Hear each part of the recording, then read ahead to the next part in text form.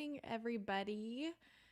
Let's see. Let's get everyone on in here. Go ahead, throw me a comment. Let me know how you're doing this morning. Who were you pulling for in the national championship last night? Did you have Ohio State? Did you have Alabama? I thought it was funny that the national championship was also the same time as The Bachelor, which caused some tension in my household last night, but I conceded and we watched the national championship. And tonight I'll be watching The Bachelor. So no spoilers if anything happened. But yeah, come on in. Hello.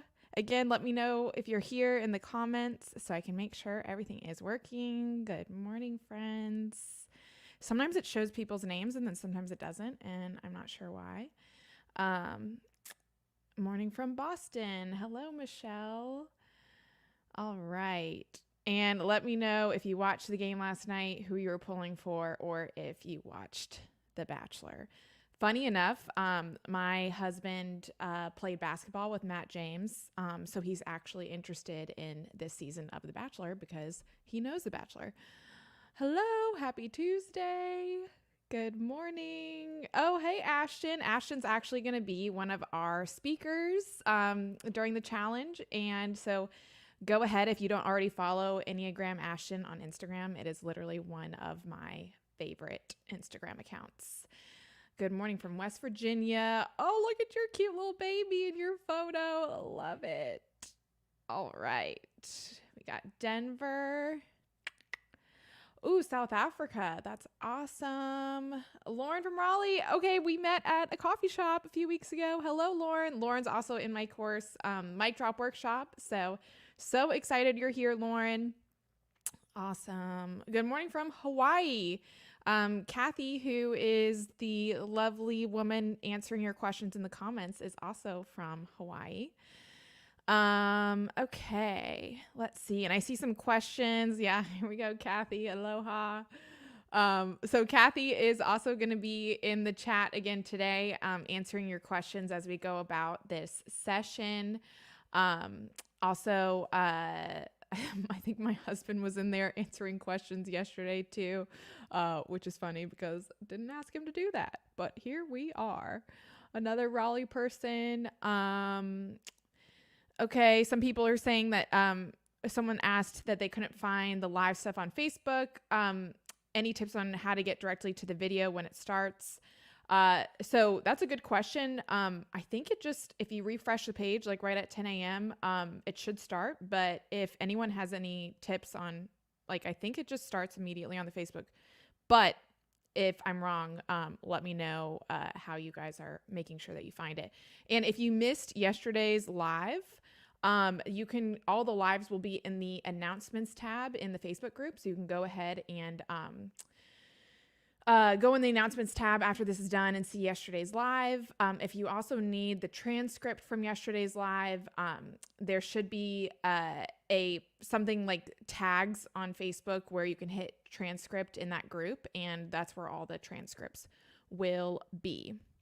All right, Kathy said refresh and check your alerts. There we go, Kathy for the win as usual. We got Wake Forest, Oregon, Atlanta.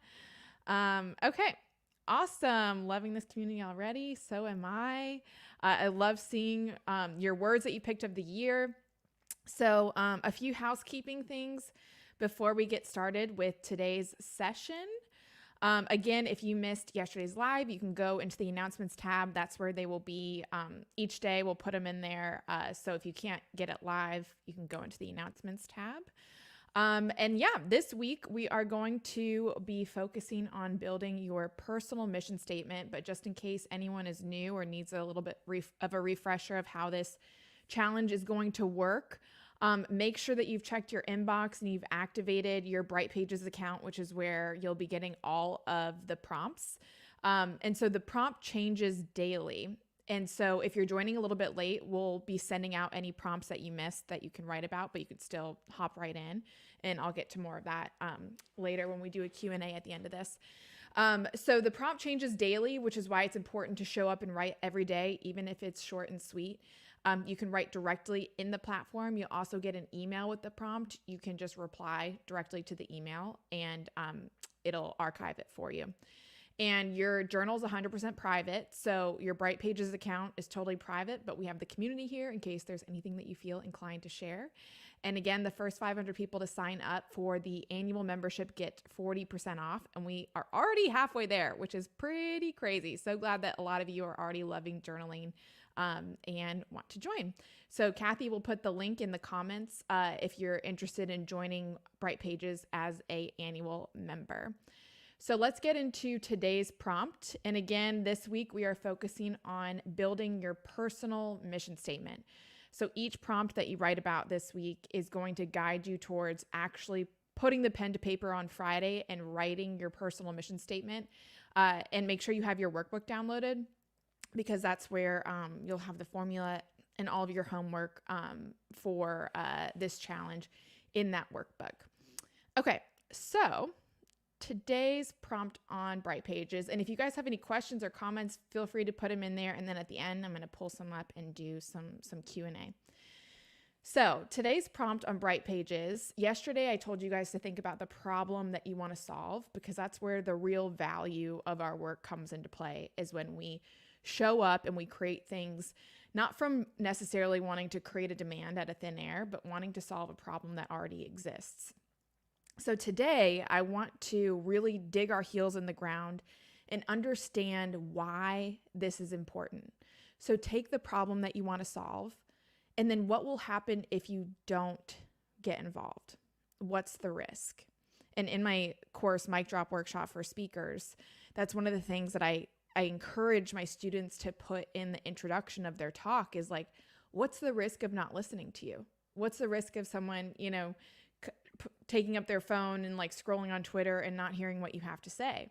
Sometimes, as someone who's written a book about optimism, we have to think about the best case scenario, but I think also thinking about the risk and expressing that can really help us figure out how important is this. So to do that, I'm going to tell you guys a little story that helped me realize like what the risk was of not going for it. So if you listened to my live yesterday, you heard how I started Headbands of Hope. I started this after an internship at Make-A-Wish, started from my dorm room in college. I had no idea what I was doing. I was a communication student. Had this idea to start a company, couldn't even spell entrepreneur. It was not a lot of insight that I was pulling from to get this thing off the ground. But I started to just look at what I had. I was a college student. I was on this, this campus at this university. Let me start there. So I needed to learn like how to start a business. So I went over to the business school, and any professor that was like smiling in their photo, I asked them for 15 minutes of their time. I'm like, okay, what are taxes, and should I be concerned about them? Or, how do I start an e-commerce product? And little by little, some of my business questions started to get answered. And then I realized I needed a logo. So I walked over to the graphic design school, went to a class that I was not in, and waited for the class to get out. This is a true story. I went into the classroom and I asked the professor, I introduced myself and I told her, what I was up to. And I was like, what would be a great idea is if for your next class assignment, everyone had to create me a logo for Headbands of Hope, and I picked the best one. Like, doesn't that sound like fun? And that was how I got my first logo for Headbands of Hope. And then after that, I needed to build a website. And again, really couldn't even use a Microsoft Word document. So I went to the computer design school and asked students to teach me like Photoshop and Shopify, and I paid them in Chipotle burritos. So that was how I got my website built. So little by little, things with Headbands of Hope started to come together, not by focusing on what I didn't have, but just by trying to look at what was right in front of me. The last thing I had to do was I had to find someone or a way to actually make the headbands. Like, I had the name, I had the logo, I had the website. Now I needed the actual product. So I went on this website. I think it was called like I don't even think it exists anymore. It was called like seams.org, and it was a list of US manufacturers. And I started going down the list and just emailing all these manufacturers, telling them about my idea, what I wanted to do, and just like hoping that someone out there would take a chance on me. And I'm like, in hindsight, I'm like, look, I know I'm coming at you from like a .edu email address with probably like Comic Sans font or something, you know, super embarrassing, and a like 12-line signature about how I'm president of the ping pong club, or, you know, not the most professional outreach, but I was just hoping that someone would believe in this idea and want to work with me to create it.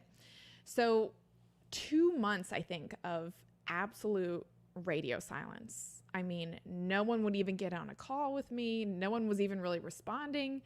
And I started to think like, maybe this isn't a good idea. Maybe this isn't something that I should pursue in the first place if I can't even get someone to like make the headbands. But then finally, I got an email from this manufacturer in Kansas, and they wanted to get on a call. And I remember it was like, this is my first business meeting. And I like wrote down all these notes beforehand. I was so excited. I'm like, let's do this. So literally after Spanish class, I like found an empty classroom to have this call with this manufacturer, got on the phone with them, told them about my idea. They loved it. They're like, this is beautiful. We want to help you. Like, this is like, let's do it. Let's make these headbands. So for about 2 more months, I was working with this factory and sending them some ideas. They would tell me, you know, give me feedback on them about how I wanted the headbands to look and how I wanted them to feel. Again, shooting at the hip. I'm like, this feels soft. You know, can we make this? And finally, you know, about 2 months later, they sent me, you know, a picture of a headband, and I'm like, you know, let's do it. Like, let's make this headband. In hindsight, it didn't even look that good, but I think I was just so eager to get started. I'm like, cool, let's do it. Let's make this headband. So they sent me over the invoice, and it was for $10,000 to make these headbands. And I was like, what the heck? I probably should have asked this before 2 months ago. But if I'm being honest with all of you, like at the time, I think I felt like I was the lesser one in this relationship, and that I shouldn't, you know, raise any flags or ask any questions or ruffle any feathers, because I'm just lucky that they are choosing to work with me, and I should, you know, just kind of like obey and not raise any flags. And sometimes we can do that to ourselves.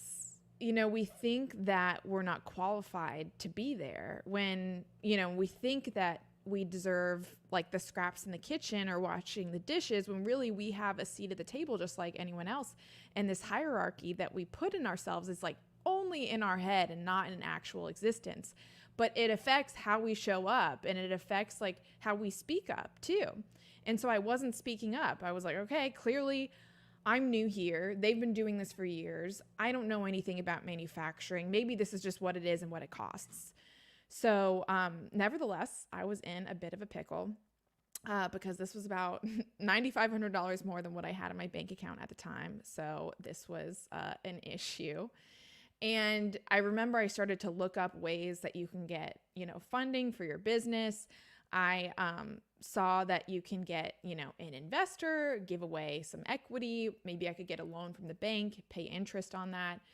And so my dad, who's also an entrepreneur, I was talking to him about these two options. I'm like, look, I have to pay $10,000 to get these headbands made. You know, what should I do? And he was like, look, I've seen your business plan. I've seen, you know, I've seen your website. I've seen all the work you've been putting into this. One of the mistakes that I made in my business was I gave away too much equity too early, and I don't want you to have to do the same thing. So I'm going to front you the $10,000 and be your first investor. And we'll work out a payment plan so you can pay me back as the business starts to return a profit.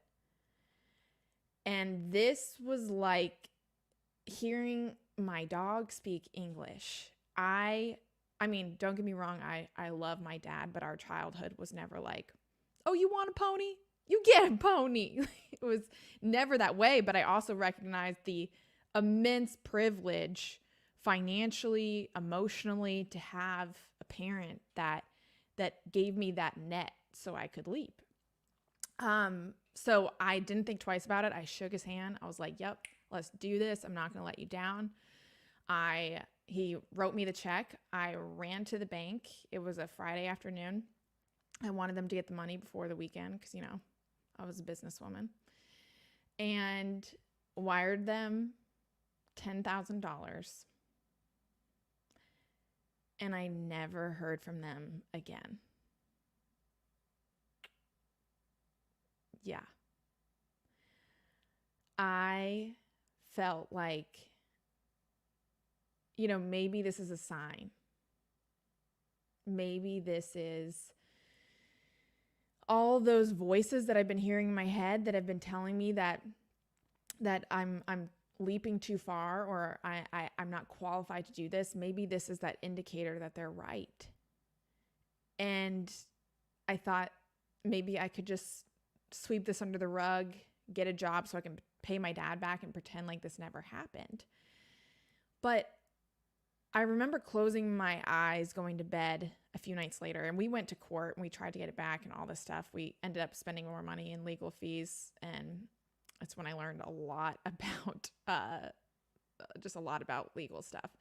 I remember going to bed a night or two, after this was happening, and closing my eyes. And if you're ever like me and you run through all of your biggest life's mistakes before you go to bed, it's a great lullaby. But I was thinking, I'm like, this isn't about the embarrassment of failure. I feel like I could stomach that.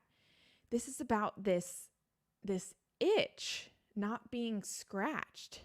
This is about this need not being met. This is about this problem not being solved. And that's what I couldn't live with.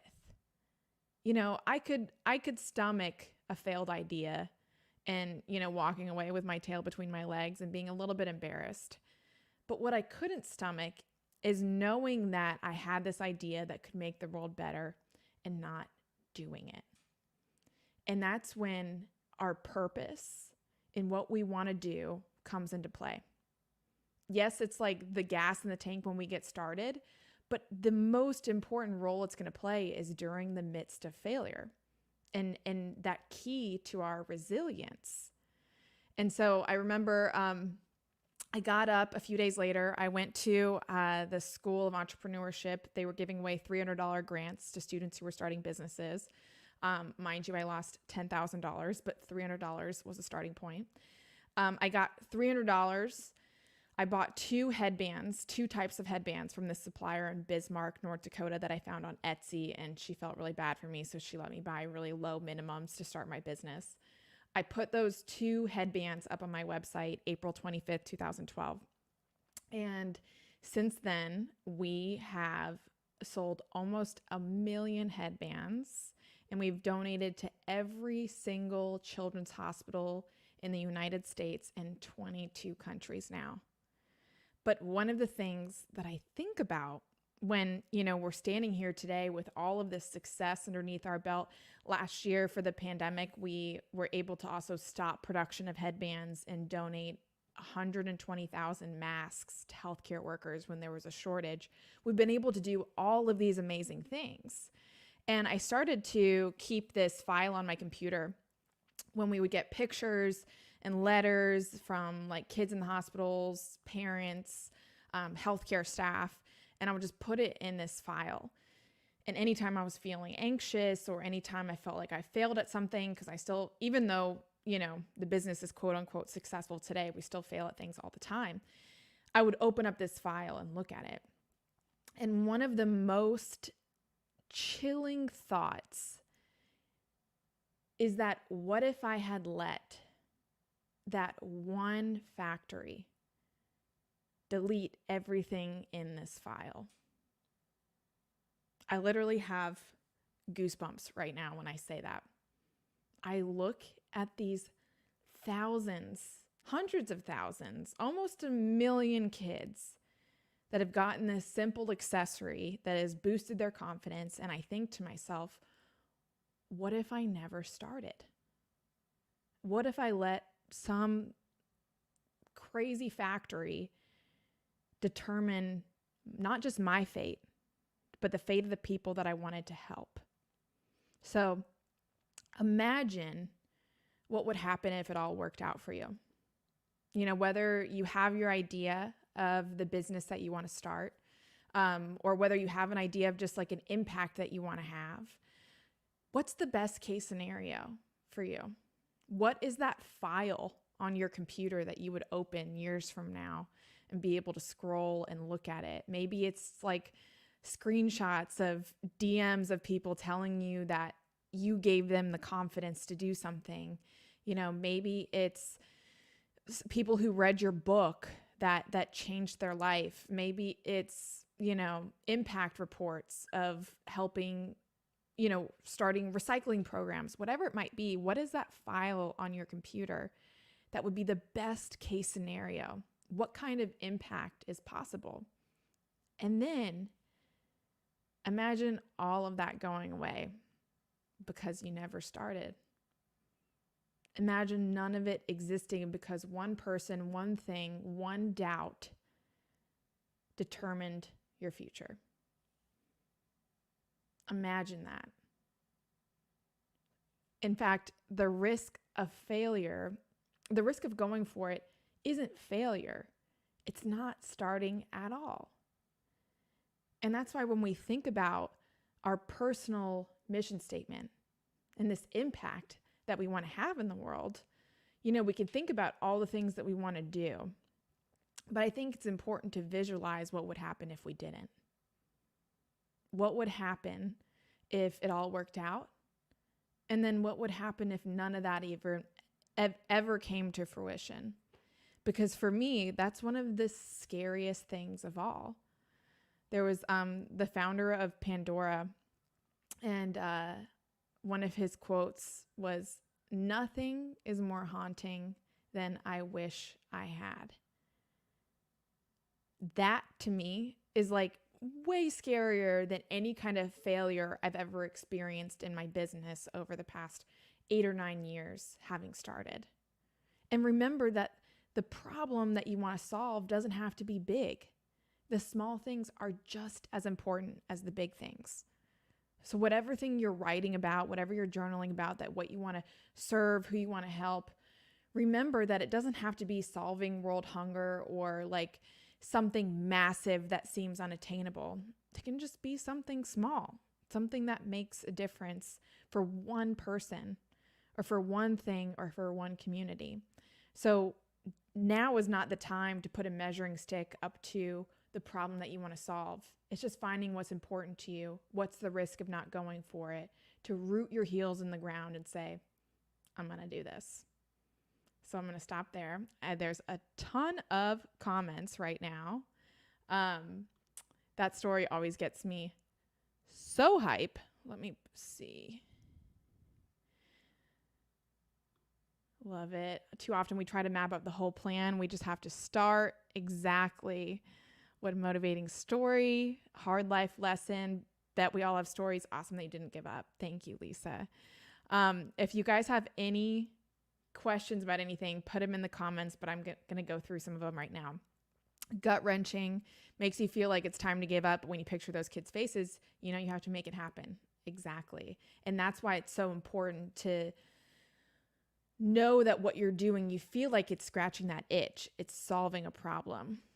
I'm going through some of the reactions. Oh my goodness. Okay. You guys are really great. You reassure me to keep going, even when you're not sure it's not working. Yep. It doesn't have to be fire right out of the gate. Okay. So post anything else in the comments. I'll go through them. And am I supposed to check in, let you know I'm here? If so, here I am. Also, I'm so glad you didn't give up. Yes. So I think maybe this has to do with journaling all 21 days. And so when you do that, just journal in Bright Pages all 21 days. And then at the end, you can just screenshot that and we'll give you that prize. Let's see. Someone said, I allowed a former boss destroy my confidence 2 years ago. As of right now, that will no longer hold me back. I love that. I struggle sometimes with thinking the problem I want to solve isn't big or marketable enough. Totally. I still struggle with that as well. A lot of people in the beginning were like, headbands, that's, you're not curing cancer. You're just helping those kids. And when we put this measuring stick up into the problem that we want to solve, it makes us not even begin. I like to say, don't worry about like winning the Super Bowl. Just get the first down. Just focus on what's right in front of you, even if it feels small. Let's see, what else do we have? Scrolling through. Where can I find the workbook? The link came in an email. If so, I can't find it. So when you signed up, you got an email that entered you into this kind of intro course where you can download the workbook. But Kathy can also post that in the group right now, the link to the workbook. And so you guys won't have, your homework now is just to answer the daily writing prompts. And then on Friday, you'll actually have the homework of writing your mission statement. And you'll feel really good about that after answering all these prompts. Someone just got their annual membership, which is awesome. Kathy put this in the comments. If you guys are interested in continuing Bright Pages this year, you can use the code right there and the link. First 500 people get 40% off their annual membership. And we are over halfway there, which is so great. Today's prompt made me think I was too broad and ambitious yesterday, may need to scale it back some. That's totally fine. One of the beautiful things about journaling is that, everything can always change and it's fluid and dynamic. And so you might kind of go through this challenge, tweaking things along the way. But also I wouldn't be afraid to have a big North Star, and then you can kind of scale it back as you start to say, what do I need to do today? And you can have that big North Star in the distance for sure. Awesome. New comments. Got your annual membership. Love it. Okay. If you missed a journal entry, is there still a way to do it? So yes, what I'm thinking that we'll do, since right now the way that we're doing this challenge is that each day the prompt is going to change on Bright Pages, which is why it's important to answer it, to try to answer it each day, even if it's something short and quick, because it'll change tomorrow. But if you're joining late or somehow you just couldn't get to it, on Friday, we're going to send out the prompts that you might have missed that week to everyone. But maybe what I'll also do, if people are joining a day or two late, I'll also post them in the Facebook group, the prompt that was the day before. And there's a free write option in Bright Pages, and you can just use that free write tab to answer yesterday's prompt or a prompt that you missed.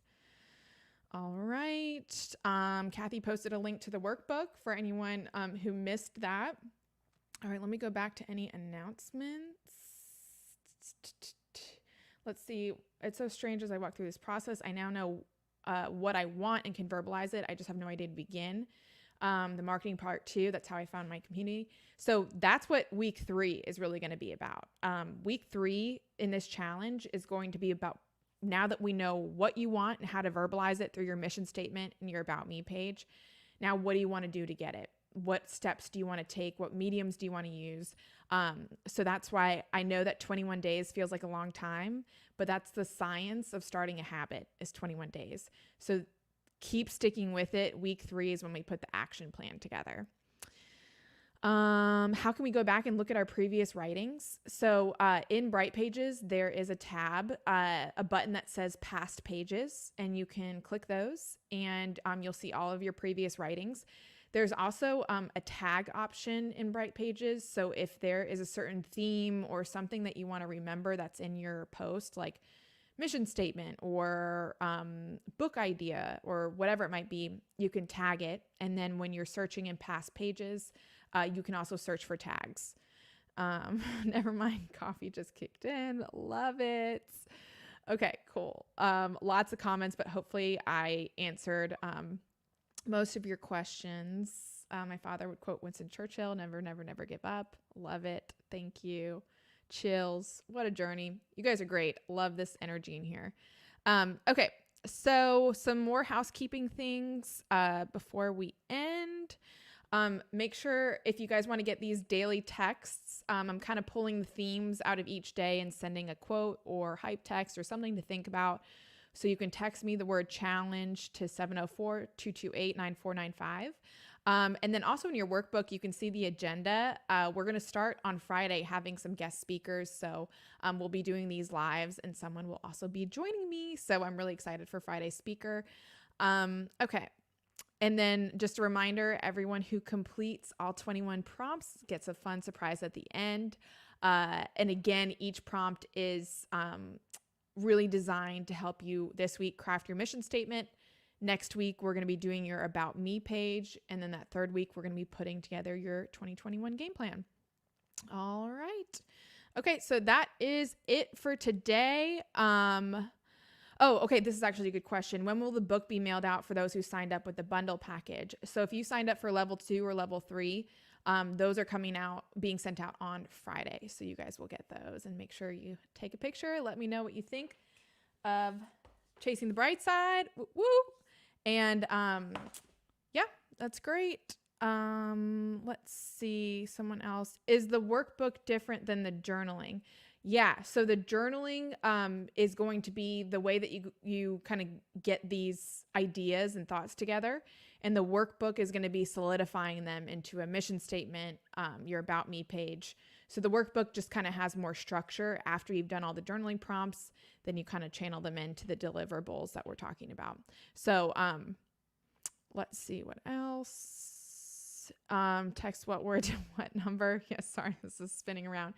Text the word challenge to 704-228-9495. And I promise that's actually me on the other end. This isn't like a bot on the other side. It's not one of those texting services. That is actually me. The link, Kathy put the link in the comments. So if you just scroll, you guys can find that workbook because a few people are asking about it. Okay. So I think that is it. And I will see you guys here tomorrow. Keep focused on writing that mission statement. Keep an eye out in your inbox for tomorrow's prompt. And I will see you guys back here. Same time, same place. You guys rock. Have a good Tuesday.